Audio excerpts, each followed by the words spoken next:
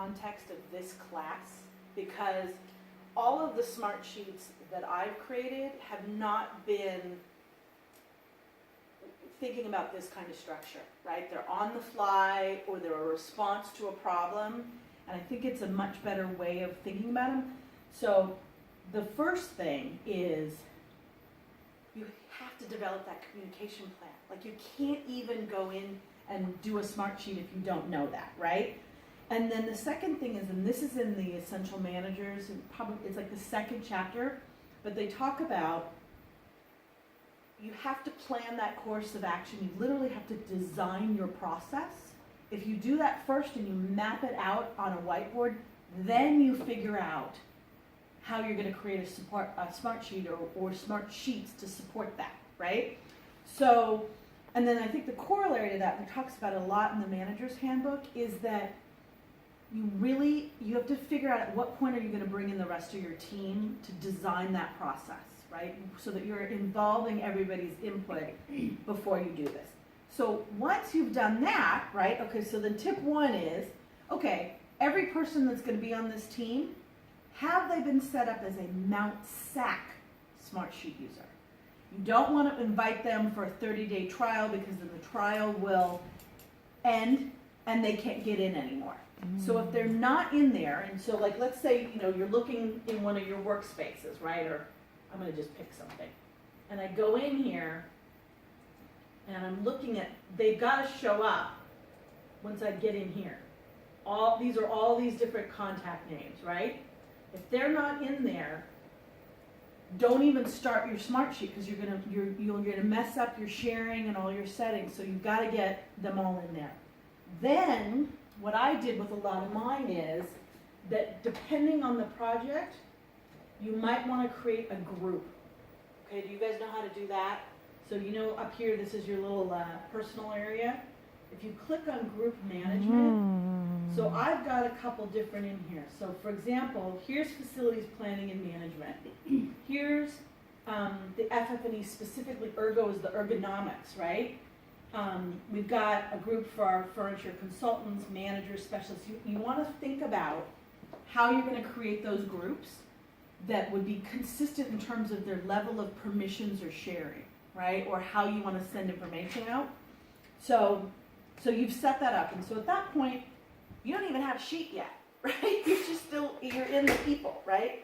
Then the next step from a project management standpoint is you have to think about, is this a one-off smart sheet, or do you want to create a workspace, right? So for projects or something, right? So for example, one of my coworkers is working on all the strong workforce projects. She could, for example, create a workspace, strong workforce, and have a sheet in there for every single strong workforce project. Or in our case, we actually created a workspace called FF&E, which stands for Furniture, Fixtures, and Equipment.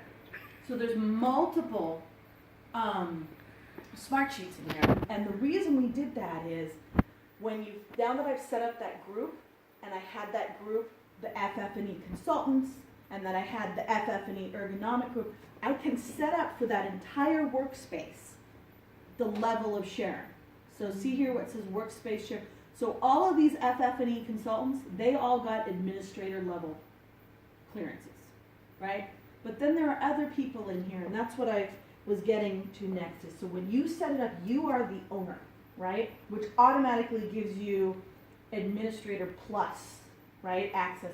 But if you've got other people, like if you've got a support person, or you've got an outside consultant who's going to do the heavy lifting on this, then you've got to give them administrator rights. That means they can move things around, they can rename things. Editors can just go in and kind of fill in the blanks. And a viewer, you know, you could, if you were being super transparent, if your boss requested it, you could make them a viewer, right? That going back to, we've defined our communication plan, who are these different people, how much work are they physically doing, and who are these different audiences, right? So here's, and I put all my tips in purple, you guys. Okay, so my first tip here is you can change your permission levels at any time.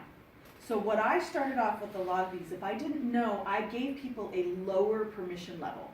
And then I was gauging how computer savvy are they, and if they got into it, then some of them got bumped up in terms, they became an editor or they became an admin. So, like in this particular one, okay, see, I'm the owner, Ashley's my assistant, so she needed full admin when she was up and running with Smartsheet, full admin permission, so she could really go in there and do the work, because I ideally would not want to be doing it all myself, right? So now we're still in a workspace. We haven't even set up a sheet, right? So now you think about setting up the sheet. And so I wanted to talk about this because the most important thing I think is, okay, here's the fabulous create new, right? This is where you can create that workspace, you can create a folder, or you can create some kind of sheet. I always either start with one I've already made if I like it, or I browse these templates because these rock. There are so many good things in here. And so if you look in here, see the projects? There's a lot of different kinds of project task lists, you know, like if I want to do construction schedules, I could. But, you know, up here, I thought that I haven't used these, but this project task board thing, I was like, oh, kind of nice. Project tracking and roll up step, whatever. You know, the bottom line is don't reinvent the wheel. You don't have time for it. You can modify it. So in this case, what we needed to do was we work with outside consultants, outside vendors, multiple people on many different types of furniture projects on the campus.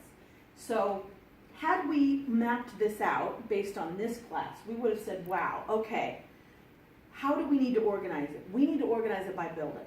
And then by building, by department and location. And then by that, the room number, because furniture, it's asset management, everything's tagged, right?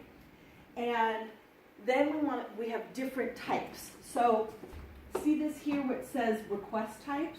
Okay, when we started this, let me just go in here.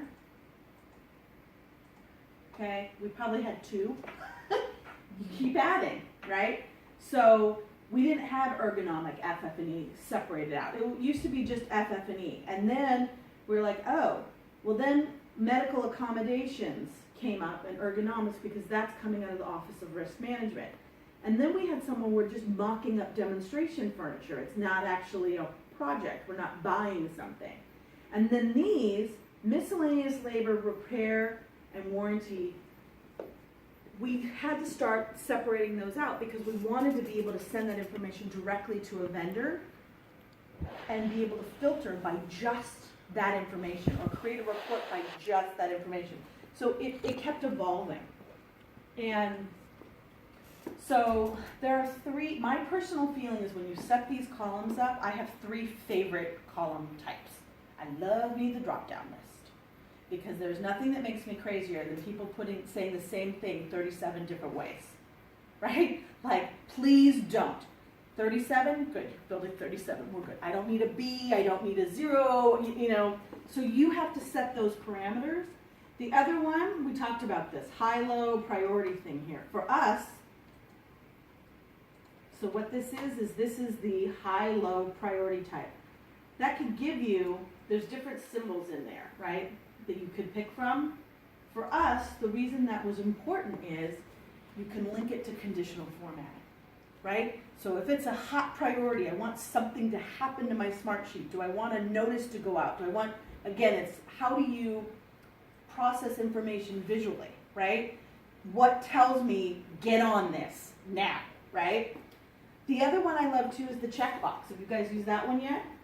Okay, so that one, at the end here, see this, archive complete, okay? You can check it. You know what's nice about that too? You can set up a whole series of conditional formatting. Maybe you strike the whole line out, right? So you now know visually it's closed. Wait, what happens when you click the button now? What is your... I actually don't really use it in this one. Let me show you in a different one. So, let's see what happens. Oh, they took it off.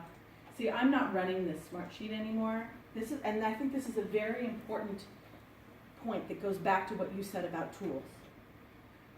Not that you want to design it for the dumbest common denominator, but you probably don't want to design it for the smartest common denominator. You've got to find that middle ground for your team, and then as the team evolves, that actual tool can evolve, right? So that was a really important lesson. To me, I think this is ridiculously easy. I've got some older school project manager folks in my department and their brain exploded. They were just like, ah, nah, I cannot. Okay, so what I wanted to show you here, just so at any time, now this is set up by a workspace, but you can also, okay, see how this says sheet sharing here? You can have some sheet specific permissions where you can tweak it if you had to, but you could go in here any time. Let's pick someone, right? Boom, I can change that to anything I want. So don't be afraid of that. You don't have to have it right at the beginning.